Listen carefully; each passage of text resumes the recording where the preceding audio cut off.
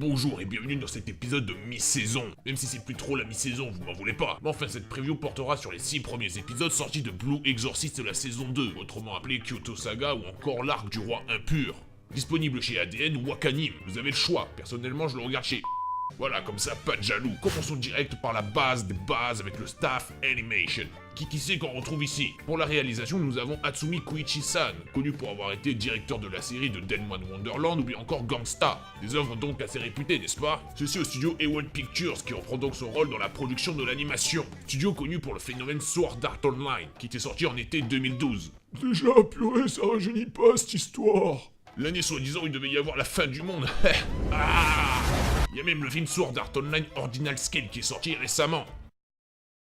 Et il paraît que c'est assez ouf. Mais malheureusement pour moi, je n'ai pas pu assister à l'avant-première à Paris avec l'équipe du film. Pleurons ensemble, mes chers camarades. Reprenons.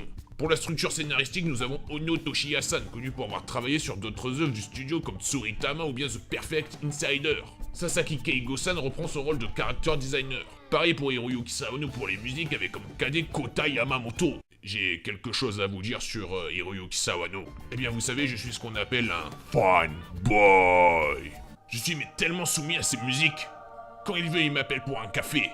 Hiroyuki Sawano, si tu vois cette vidéo, voici mon téléphone, contacte-moi par MP, merci. Je m'écarte beaucoup dans cette vidéo, en même temps je fais un peu ce que je veux ici. Oui, sinon toujours d'après le manga écrit par Kato Kazue. Voilà pour le staff et rentrons maintenant dans les impressions de moi. Que dire à part que je suis hyper méga content de revoir Blue Exorcist. La première saison m'avait beaucoup marqué à l'époque pour ses musiques, ses personnages, son background, son animation, etc.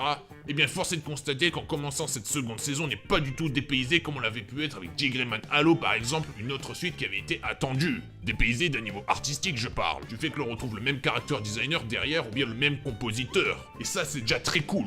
On voit Rin, Yukio Shimi, Bon Izumo, Shura, Shimako Nekomaru, Mephisto, bien encore Kuro bouger, je vous dis pas comment ça fait extrêmement plaisir. Personnellement, avant l'annonce de la saison 2, je n'attendais pas une suite. Pourquoi? Car rappelez-vous la fin de la saison 1 qui déviait complètement du manga. Maintenant, je vais répondre à cette simple question.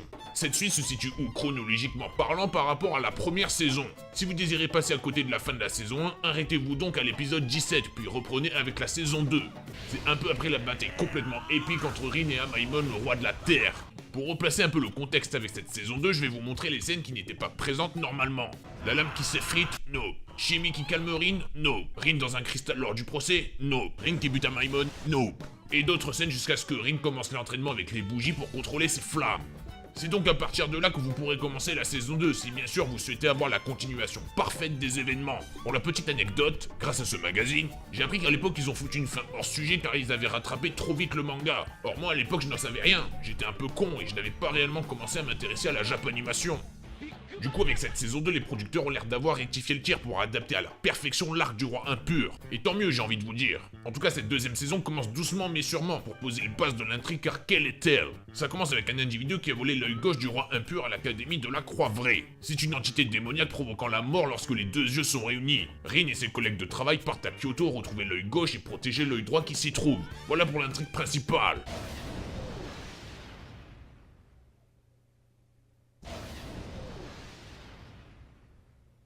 Durant ces 6 premiers épisodes, la part présente d'action est vraiment minime.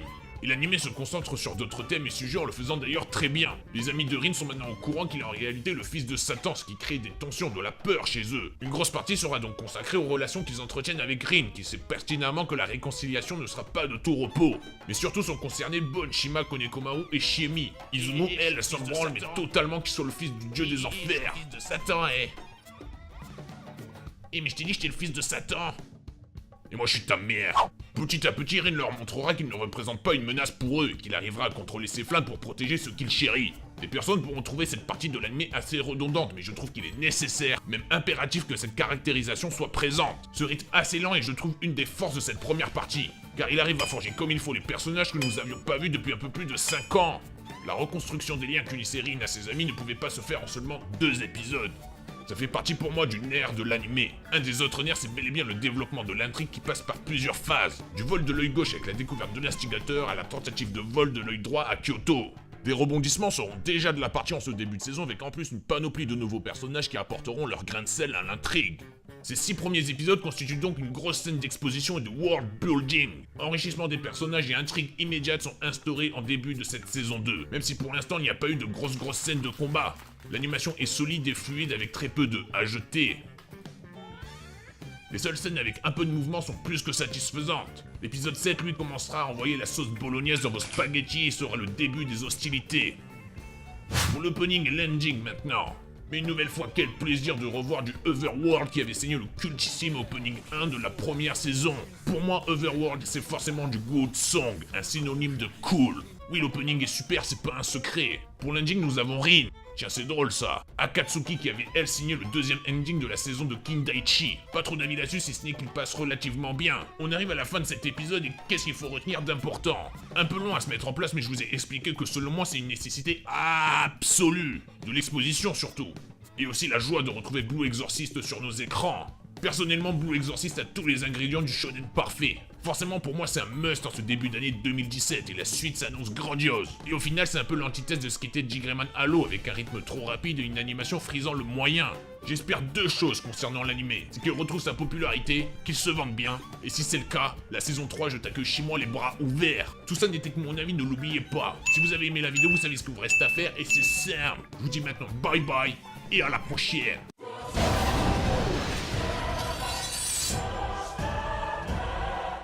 Ceci était un fantasme, mais voyons ce qui s'est réellement passé.